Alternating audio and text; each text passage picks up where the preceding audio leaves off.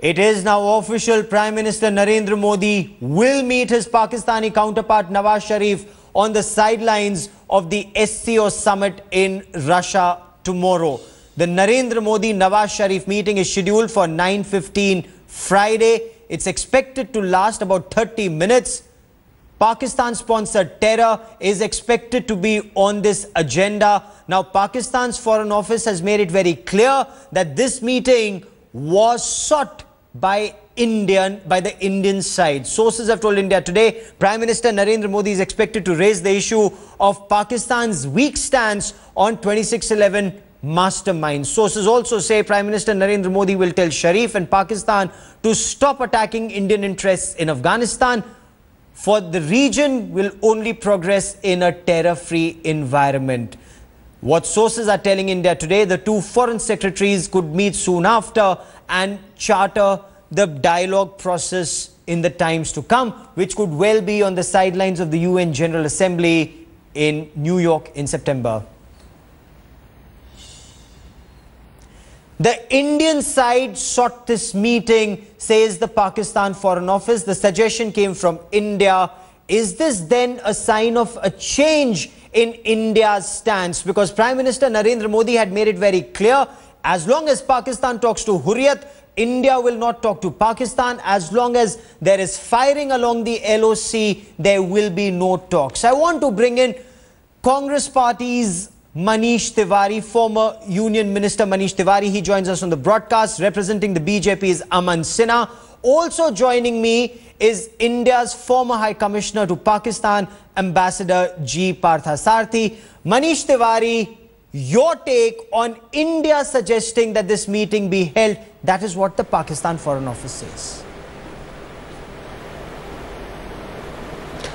Frankly, Gaurav, if you rewind events over the past 1 year, there is only one nomenclature which can possibly qualify the policy of this government towards Pakistan, and that is flop-flop. And the reason why I use the terminology flop-flop, because if you recall, on the 26th of May 2014, this government invited Prime Minister Nawaz Sharif for its coronation.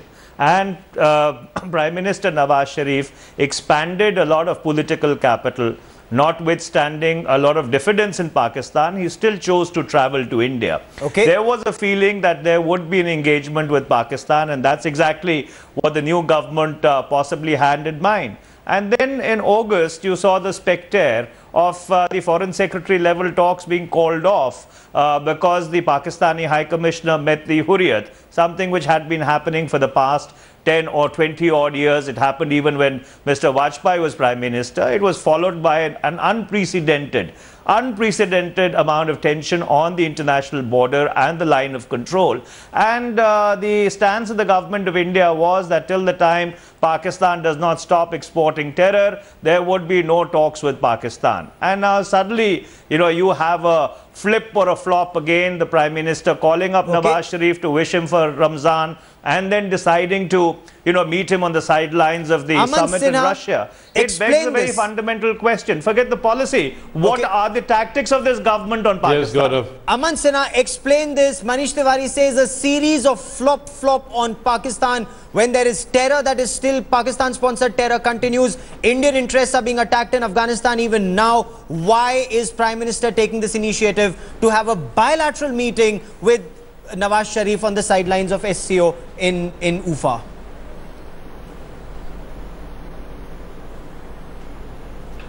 No, Gaurav, you are right. This is a SCO meet, and India and Pakistan both are observer members.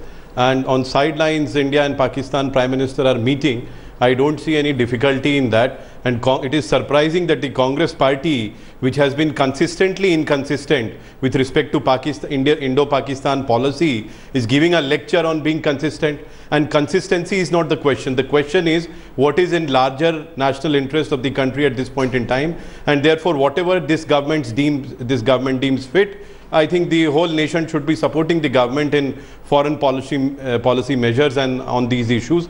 And as far as the foreign policy of this government is concerned, Gaurav, you have seen that Prime Minister Narendra Modi has enhanced the respect for India and Indians in past 1 year at the global stage. No, no, he has greatly enhanced the respect for our specifically question the wisdom of talking to Pakistan. Wisdom of talking to Pakistan when terror hasn't stopped. Pakistan hasn't stopped engaging with Hurriyat. What is worse, Pakistan is not giving a visa to PDP people. It's not giving a visa to Naeem Akhtar of the PDP, saying only Hurriyat represents the people of Jammu and Kashmir, and yet the Prime Minister is engaging with Pakistan. Why? Gaurav, you will appreciate that the terror, at least the terror, has been contained to a large extent. And the UPA days of, India being perceived as a soft state, that has been turned around. Today, India is a global superpower under leadership of Prime Minister Modi. The whole world acknowledges it. That is the change which has come in past 1 year.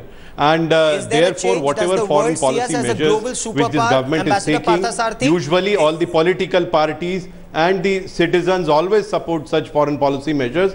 And I'm sure these diplomatic initiatives will be supported, and whatever is in the larger national interest of the country at this point in time, the government will do only that. Okay, what is this meeting likely to achieve? Is this a climb down as far as the BJP government is concerned? Because first they said no talking as long as you talk to Hurriyat. They've gone a step ahead. Pakistan has hardened its stance. They didn't give a visa to a PDP representative. They only want to consider Hurriyat as representatives. You shouldn't consider relations with Pakistan in isolation.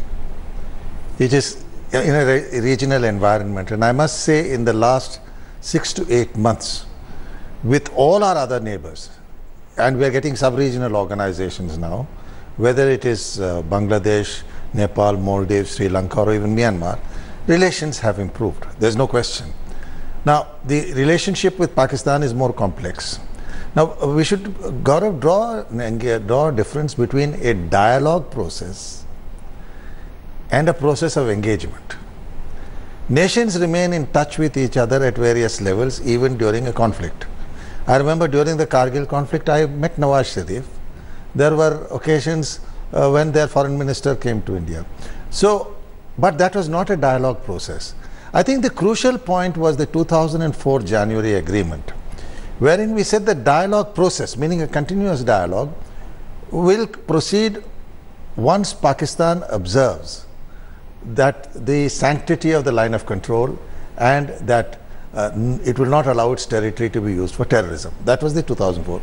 By and large, they observed it till 2007 and then changed after Musharraf went for in 2015, it's worse, and we are still engaging. No, just a minute. There's a difference between engagement and a dialogue process. Okay. Obviously, if you are going to reduce tensions, you have to maintain some level of contact. Does it have to be summit level, Manish Tiwari? No, let me complete. I'm sure you can go to Manish. The fact of the matter is that decision is taken at a summit level. So I don't see this as negotiations. Okay. It is to lay the framework as if it is at all possible for us to engage. I don't believe we should engage in the midst of bullets flying, but if at all it's possible, and what will be that engagement? I would be quite happy if in response to Jaishankar's visit to Islamabad, the Pakistan Foreign Secretary came to India, and we'll have to wait and see. Cross-border LOC firing stopped. DGMOs could meet to ensure that. If they don't, you give a befitting response. Okay. Manish Tiwari, are you satisfied with this response? That the government is adopting a twin-pronged strategy. You continue with the engagement, but if there is firing at the LOC, if there is terror from Pakistan, you give a befitting reply. And no dialogue process. No dialogue. And no resumption of dialogue process. With great respect to Ambassador Parthasarathi, for whom I have a lot of deep reverence, I would respectfully like to disagree. For the simple reason, in August of 2014, you decide to call off the Foreign Secretary level engagement, saying that Pakistan is going to talk, why is the Pakistani High Commission talking to the Hurriyat? Then you said the Indian Foreign Secretary, ostensibly around South Asia, but specifically for the purpose because, you know, he requires a fig leaf to visit Pakistan. You know, he goes to Pakistan, engages with his interlocutors.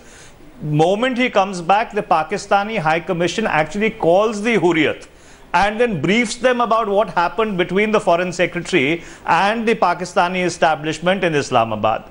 Subsequently, you have the Prime Minister of India now meeting with the Prime Minister of Pakistan at a point in time when the Indian resolution on Lakhvi in the United Nations at the instance of Pakistan has been blocked by China in the Security Council.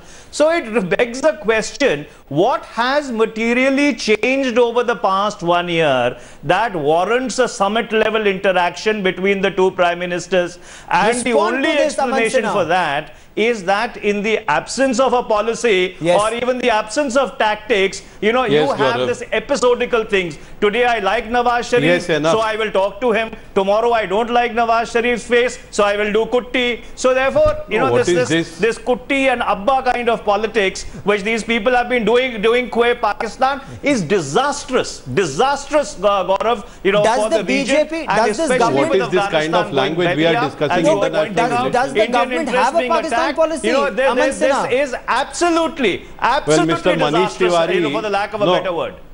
Respond to that, Aman Gaurav, enough of this. I mean, we are discussing international relations and this is how Congress spokesperson is behaving? What is this Abba Kutti and all this language which is being used? Don't give me a lecture on language, Mr. Aman The point of the matter is this is a question which has been asked. And I've India and Pakistan, please do not interject when I am speaking. Mr. Tiwari, please do not interject. Respond on the merits. Well, I'm not interjecting. When but respond on merits. Please do not interject. Let me there is tension at the line of control. Gentlemen, let's keep this strictly on merits of the subject. Is in the best national interest, we'll do it. Is it in the country's national interest? Which said why is it Pakistan continues to spread terror in India, attack us in Afghanistan?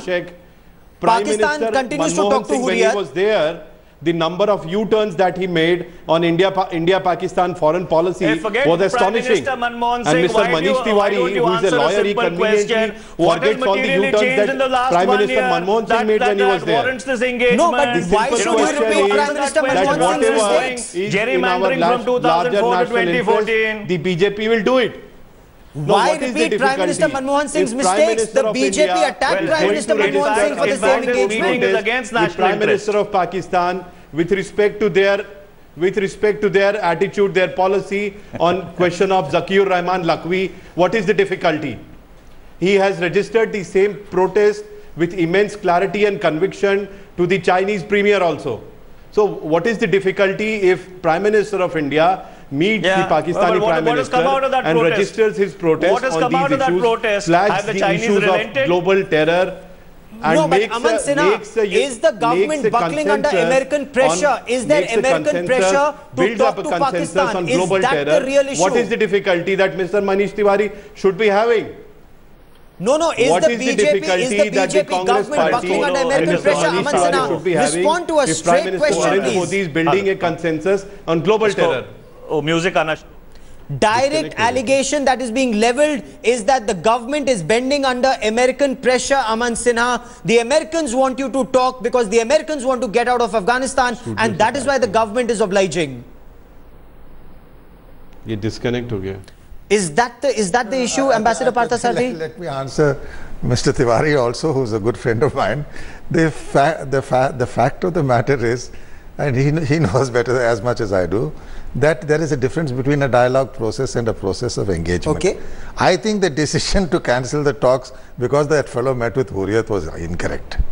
Okay. That was not a correct decision. It was hasty. Because at some stage or the other you were going to bound to return. No, so, but my point is, Pakistan stays with its stance. Why are we so desperate to engage with Pakistan? Why can't we stick to our stance? I'll tell you why. Engage at the level of foreign secretary, engage at the level of joint secretaries or ambassadors. I'll tell you why. For the simple reason that you are not addressing domestic audiences alone. You are addressing an international audience. The international audience has been told that Mr. Modi dislikes Pakistan, is allergic to them and so on. So you, in addressing the domestic audience, you meet. There is no harm in meeting. As I said, I met Nawaz Sharif during the Kargil conflict. Okay. So I think, but we should be very, very clear that the message to Pakistan should continue, that a dialogue process and the firing of bullets and terrorism cannot go hand in hand. Is there a difference in Narendra Modi as Prime Minister engaging with Pakistan and Manmohan Singh as Prime Minister engaging with Pakistan? Why is it acceptable for Prime Minister Narendra Modi I look to at it this way. I have served with every Prime Minister, starting with Jawaharlal Nehru when I joined the service. Yes. Pakistan has always been a difficult country to deal with. And each Prime Minister has its own style. I know, for example, Mrs. Gandhi was totally averse to engaging with Ziaul Haq. Totally. She disliked him intensely. But when Rajiv Gandhi took over and I was his spokesman, he engaged Ziaul Haq, yes, despite what he was doing in Punjab. So I think, yes, the political debate has to continue. It has to be robust. But the fact of the matter is, draw a distinction between the dialogue process and engagement. Process of engagement, much of it has to be back channel, will have to continue, whether the foreign secretaries or special envoys or even the intelligence chiefs and the DGMOs will have to be back channel. So let me get Aman Sinha. But the fact of the matter is that will have to be decided when the leaders meet and convey it to each other, so that there is no ambiguity at the level of leaders. Okay, but I would urge that there should be a certain consistency. You can't, on the grounds of the Hurriyat, just say that we are not because I'll tell you what, ultimately, as Dulat has revealed, successive governments, including Mr. Vajpayee's, engaged with the Hurriyat. Absolutely. Aman Sinha, is there lack of consistency in Prime Minister Narendra Modi's engagement with Pakistan? As the Congress alleges, this Kutti Abba diplomacy does not work. You need to be consistent. Either engage or disengage, but stick to your stance.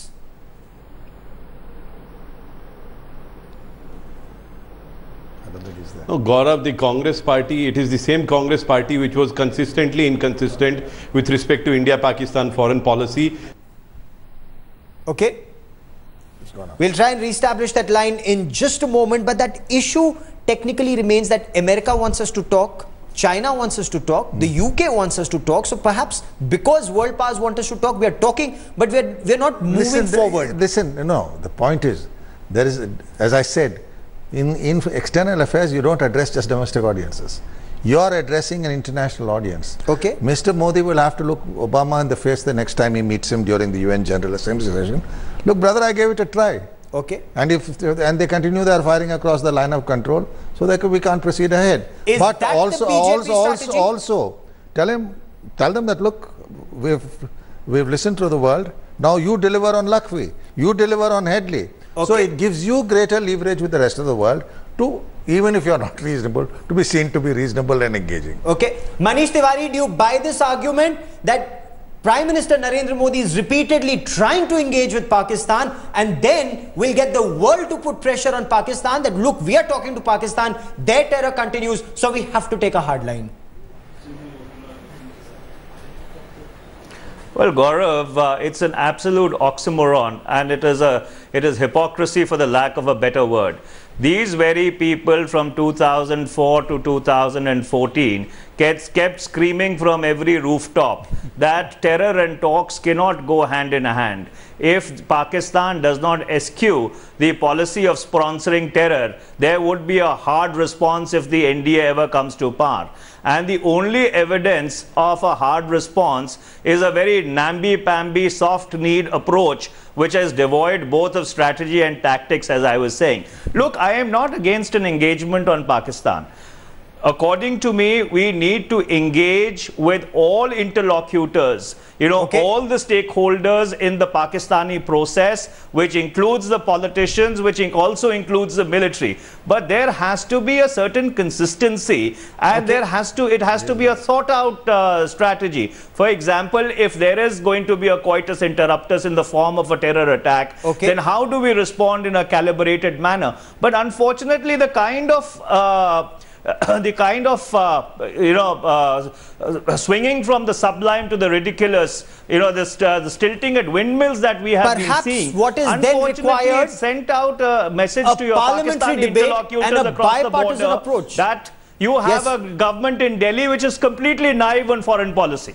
a bipartisan approach perhaps needs to be adopted on how to deal with Pakistan, and let's have a debate in Parliament and let Parliament decide how India needs to deal with Pakistan and Pakistan-sponsored terror. We'll continue to track this story very closely. Aman Sinha, Manish Tiwari and Ambassador Parthasarathy, for the moment, many thanks for joining me on the broadcast. We'll be on top of this story all day. A quick break. News and updates continue on India Today. Stay with us.